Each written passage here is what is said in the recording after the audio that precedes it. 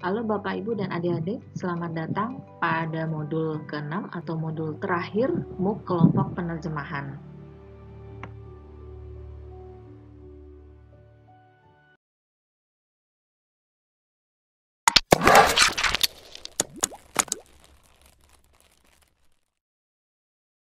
Ya, sebelum saya memberikan kesimpulan dari modul penerjemahan ini, mari kita kembali mengingat apa itu konsep rigidity dan fluidity dengan melihat animasi berikut.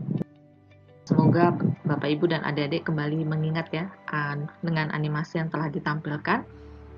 Kemudian mari kembali juga kita mengingat seperti apa sih penerjemahan teks hukum yang ditunjukkan dalam modul kedua. Teks hukum itu mempunyai istilah dan jargon yang padat. Kita juga melihat bahwa teks hukum itu mempunyai susunan sentencing dan paragraphing yang sama atau mungkin hampir sama antara teks sumber dan teks sasaran. Oleh karena itu, kita bisa menyimpulkan juga bahwa teks hukum ini menerapkan proses penerjemahan yang kaku ya. Konsep rigidity penerjemahan teks hukum biasanya menerapkan metode setia. Setia pada makna dan pesan dari teks sumber, sehingga juga susunan kalimat dan paragraf itu dibatasi oleh susunan kalimat dan paragraf teks sumber ya. Dan berikutnya mari kita lihat kembali bagaimana penerjemahan teks akademik pada modul ketiga. Penerjemahan teks akademik ini masih menekankan pada pesan teks sumber. Masih banyak mengikuti susunan teks sumber meskipun sudah boleh lebih sedikit fleksibel.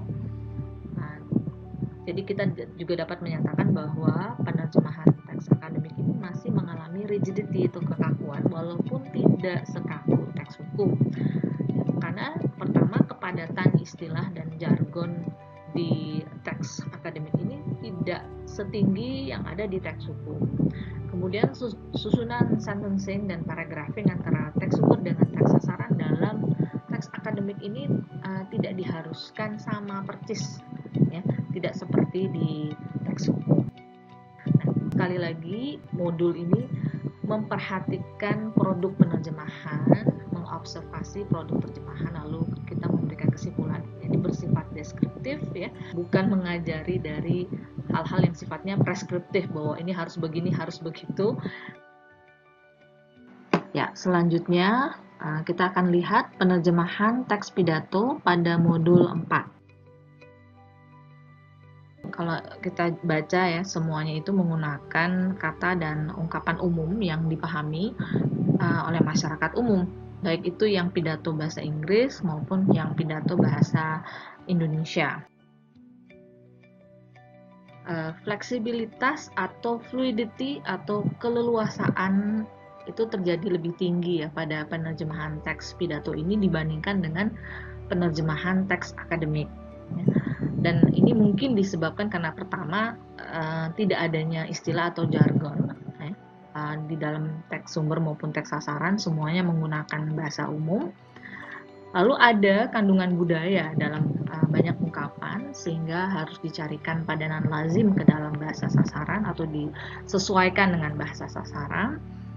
Lalu yang ketiga alasannya juga karena ada sentencing dan paragraphing yang cukup berbeda antara TSU dengan TSA, tetapi itu tidak menambah pesan. Jadi penerjemahan teks pidato ini terlihat lebih fluid ya dibandingkan teks hukum, penerjemahan teks hukum ataupun penerjemahan teks akademik. Karena memang penerjemahan teks pidato itu lazimnya menerapkan metode komunikatif yang berorientasi pada bahasa sasaran agar berterima dan wajar bagi pembaca sasaran. Dan terakhir, mari kita mengingat kembali seperti apa sih penerjemahan teks jurnalistik pada modul 5. Penerjemahan teks jurnalistik yang dilakukan oleh penerjemah manusia ya, yang biasanya juga seorang jurnalis, dia menerapkan metode bebas sehingga penerjemahannya itu sangat fluid, tentu sangat leluasa. Ada sedikit sekali bahkan tidak ada istilah atau jargon khusus pada teks ini dan terjemahannya karena memang harus menggunakan bahasa yang sederhana dimengerti oleh semua kalangan. Ada pesan yang dihilangkan atau ditambahkan dan urutan jumlah kalimat dan jumlah paragraf biasanya sangat berbeda antara TSU dan TSA. Nah, Kenapa ini terjadi? Ya karena itu, karena menerapkan metode bebas, dan juga biasanya ini kan tergantung dari redaksi yang memproduksi teks berita itu atau teks jurnalistik itu. Jadi mereka yang akan menentukan apa yang perlu dihilangkan, apa yang perlu ditambah, dan kenapa urutannya harus diubah. Itu semuanya disesuaikan menurut kebutuhan bahasa sasaran, juga pembaca sasaran, dan tentu tergantung pada ideologi yang dianut oleh redaksi yang menghasilkan berita tersebut. Tetapi perlu diingat, ini dilakukan oleh penerjemah manusia. Artinya dia biasanya nih yang menerjemahkan teks jurnalistik juga seorang jurnalis ya. Tapi kita perhatikan ada tren di mana online journalistic text itu ya, berita-berita online itu ada mesin translation. Akan sangat berbeda sekali hasilnya jika suatu berita itu diterjemahkan oleh mesin translation atau MT. Baik Bapak Ibu, setelah kembali mengingat semua yang telah kita semua pelajari, jadi kita bisa dapat kesimpulan bahwa semakin banyak istilah dan jargon khusus pada suatu teks dan terjemahannya, maka semakin rigid atau kaku penerjemahannya. Semakin sedikit istilah dan jargon khusus pada suatu teks dan terjemahannya, karena menggunakan ungkapan umum ya di dalam teks itu, maka semakin fluid atau leluasa penerjemahannya. Kemudian semakin sama susunan dan jumlah kalimat dan paragraf antara TSU dan TSA, maka semakin rigid atau kaku penerjemahannya. Semakin berbeda susunan dan jumlah kalimat dan paragraf antara TSU dan TSA, maka semakin fluid atau leluasa penerjemahannya. Tentu saja kesimpulan tadi itu terbatas pada teks yang telah diteliti, dan penelitian ini masih harus terus didukung dan dibuktikan dengan lebih banyak lagi penelitian. Bapak, Ibu, dan adik-adik, jika ingin mempelajari lebih lanjut mengenai penerjemahan, mungkin bisa dimulai dengan mempelajari teori dasar penerjemahan dengan membaca buku dasar-dasar penerjemahan umum yang ditulis oleh para pengajar penerjemahan di FIB UI.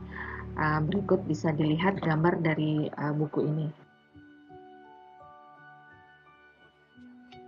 Semoga modul ini bermanfaat dalam studi penerjemahan bagi Bapak, Ibu, dan adik-adik yang telah mengikuti.